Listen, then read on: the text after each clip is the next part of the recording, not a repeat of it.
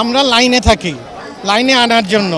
এটা মাত্র শুরু, এখনও সাংস্কৃতিক মুক্তি হয় নাই। সুতরাং সেই শুরুর জন্য কাজ করার জন্য আসবে। আমরা কিছুই করি নাই, এটা পোলাপাইনরা করছে। আমাদের যে অ্যাসিস্ট্যান্টরা তারা নেমে গেছে রাস্তায়। তারা এক সময় বলছে আমরা ভিতর ডিম ছিলাম, ঘরের মধ্যে বসেছিলাম, তারা নেমে বলছে যে ভাই নামতে হবে, এখন কথা শুনি না। ওরাই আমাদের সাথে নামাই দিচ্ছে। সুতরাং এই তরুণ নতুন যে প্রজন্ম, তারাই হচ্ছে ভবিষ্যৎ। তারা যেভাবে কাঠামো চাবে সেরকম কাঠামো তৈরি করতে হবে। বৈষম্যহীন মানেটা কি? বৈষম্যহীন মানে অর্থনৈতিক, সামাজিক এবং সাংস্কৃতিক বৈষম্য দূর করা। হয়তোবা সেটার জন্যই তারা কাজ করবে।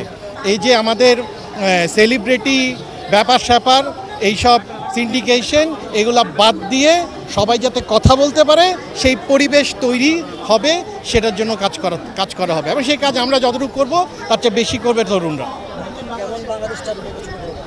এটা বেগ পোস্টার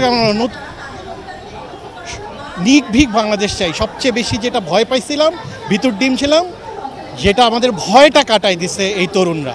এই ভয় থেকে মুক্ত হইতে চাই। That's all. আমরা দেখেছি একদল যাওয়ার সাথে সাথে অন্য একদল আবার লুটপাট শুরু করেছে, দখল করে ফেলেছে, আগুন করছে।